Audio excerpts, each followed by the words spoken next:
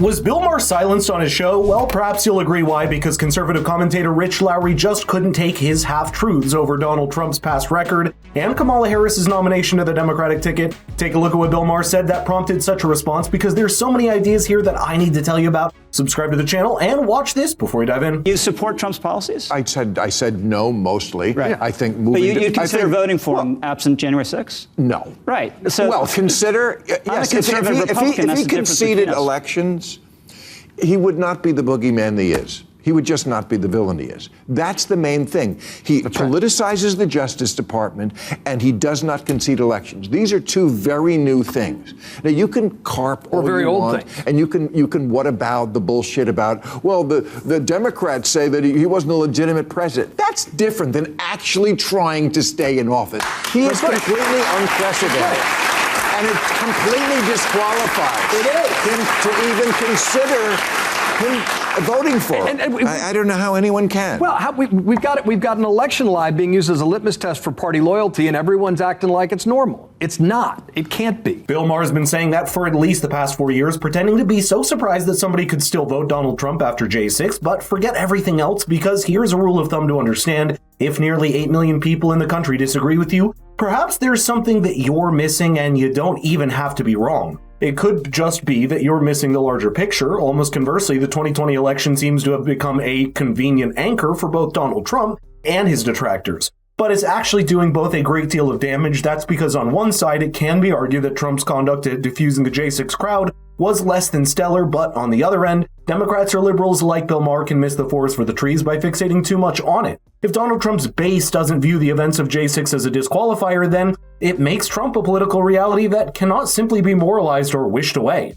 And that's why the instance on saying that Donald Trump didn't concede the election brings forward the idea from his base that the Democrats did something similar by tainting the election of 2016 with allegations of the Russian interference. That's not healthy for the trust of the democratic system, no matter where it comes from, and I think something else we've seen break down in the last few months that's equally important for the democratic process is the candidates being able to put their case forward in debates and interviews. What Rich Lowry said next gave a lot of food for thought, especially now in hindsight, that we've seen the debate on September 10th between Donald Trump and Kamala Harris. It is key that the whole debate over the mics being open or closed, and it's obvious why Kamala Harris wanted them open. If the mics had been open in the first debate, there's no way Joe Biden ever, in this course of rambling answer with lots of pauses, would have finally been able to say, look, we finally beat Medicare. Trump would have interrupted him like 5 times before he got it and saved him.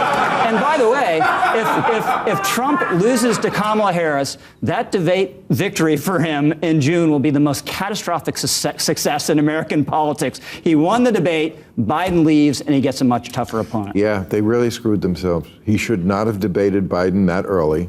That was dumb, because Biden revealed himself. They would have said, let's do it in October. And this is the thing, all the people now who acknowledge, Biden's not up to it, all those same people, Democrats, they'd be insisting right now, the way they did the entirety of the year, he's great, he's hale and hearty, he didn't wander off, he didn't really mess it up. And so would you if it was your guy. What's that? And so would you if it was your guy. Don't make it sound like... Maybe, but this was like, he's not up for the job. I mean, he literally can't do it, and they told us he was. Speaking as an American historian, I think this was one of the most significant cover-ups in recent American history. Talk about misinformation. To perpetuate. We did it to ourselves. The appearance that the president was fit. I disagree. Edith Bowling Gone. Go. Sorry. It would be interesting he's to know. He's not unable to be president. He's unable to run for president. Correct. He's unable to do a debate. On that, I honestly don't even think the Republican Party expected Joe Biden to look so disastrously frail on the debate night back in June. And while it's true that the presidential debates usually happen around 8 weeks before election, there's something to be said for the momentary dent and panic it created in the Democratic Party to have their presumptive nominee prove himself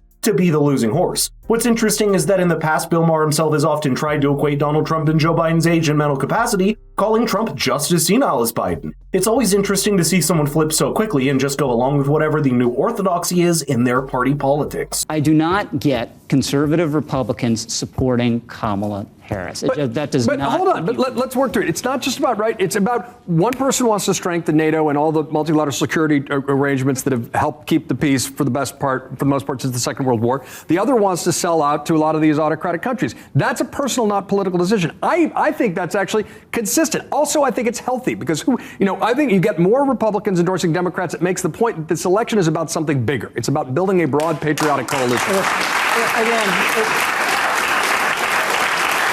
the U.S. military was stronger, not weaker, when Trump was done with his first term, and he was actually.